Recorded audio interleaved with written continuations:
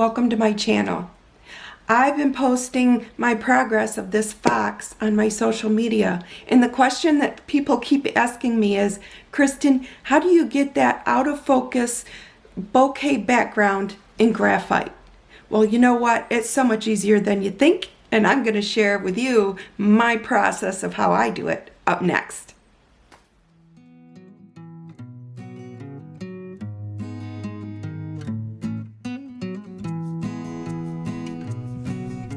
Well, today we're going to look over what works and what doesn't work for a bokeh background. In my experience, I tried using a 9B, which is a very soft pencil, very soft lead. And if you try to do this, it's just not going to work. But I thought I'd demonstrate it for you.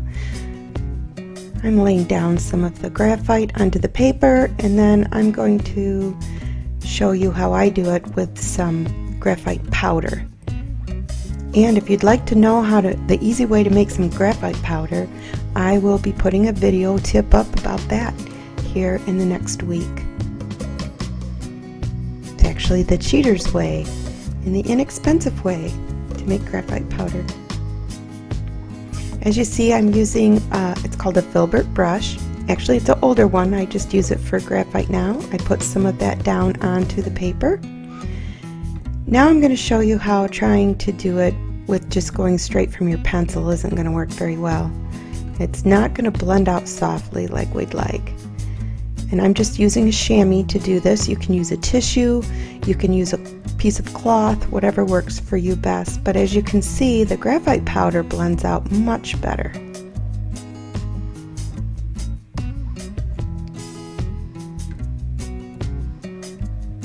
Try this one more time, but it's just not going to blend.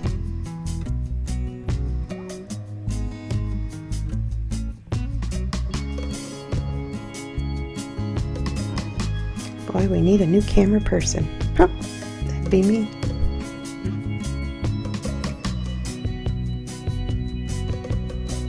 As you can see, the graphite powder, it works much better. It lifts off easier too. And after I'm done blending it around, then I get a kneaded eraser.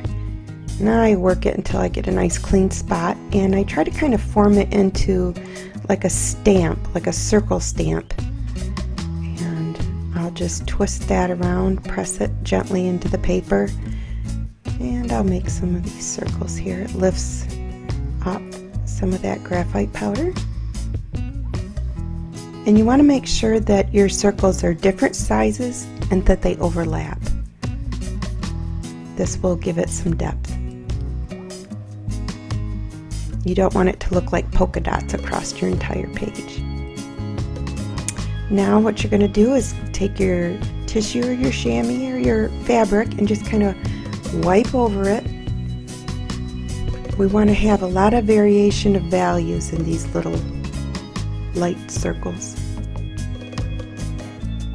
And whenever I'm working in art, it just seems like to me I have to think in layers upon layers upon layers.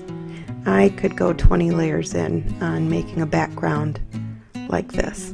I just keep making dots with my eraser and then just kind of blending over it.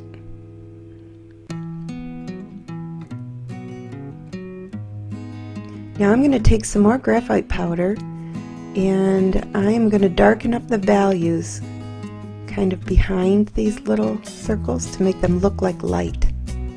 I'm just kind of gently rubbing it around the outside.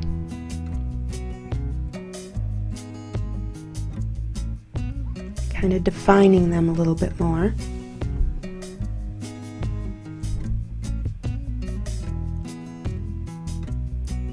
Dark gives things depth, light brings things forward.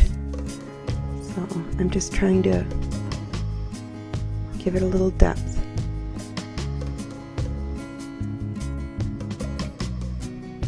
Just circling around the outside, gently.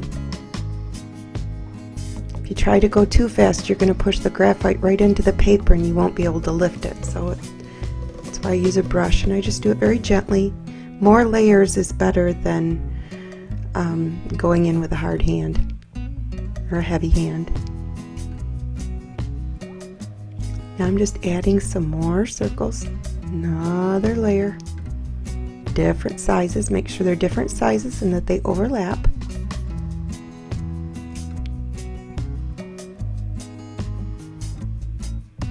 You just keep going until you get the effect that you like. And don't worry, you're not going to mess it up. As long as you just keep going until it's where you want it. There's always room for another layer, as long as you go light.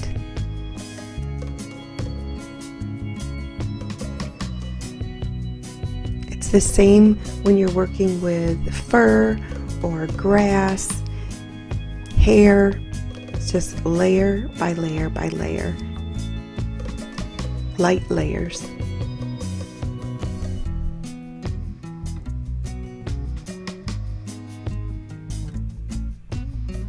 Now I'm going to use my Mono Tombow eraser, or Tombow Mono eraser. It's just a very small eraser. It lets you get right in there and get some finer details. But with this, I'm just going to kind of highlight some of these, giving them the illusion of light coming through.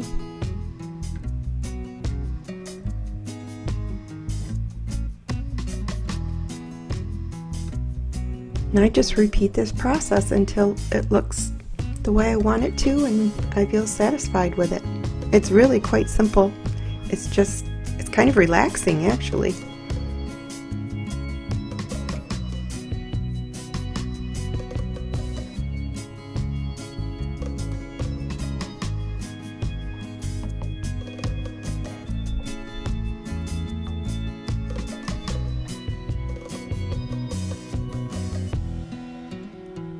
Keep giving it layers and layers, light layers. It's a little time consuming, but the effect is well worth it. So that's about it for this. Here's a picture of the fox coming up. That he's definitely not finished, but you can see I'm many layers in here. I thought I'd show you what it looks like on an actual piece. I'm probably a good 10 layers in at this point, and I'll just keep working and working till I have it where I want it. I wanted the corners a little darker, and I'm watching my reference photo. I have the right hand corner a little closer to where I'd like it, but now I want this corner to be just a tad bit darker. Give it some variation. But as you can see, as I layer, that's how I get my values darker. Slowly but surely.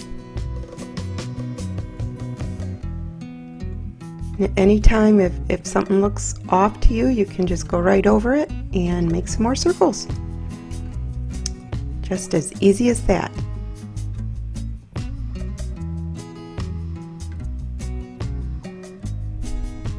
And actually, even after my piece is close to finished and I have the fox and all the details in, I still go back and tweak it.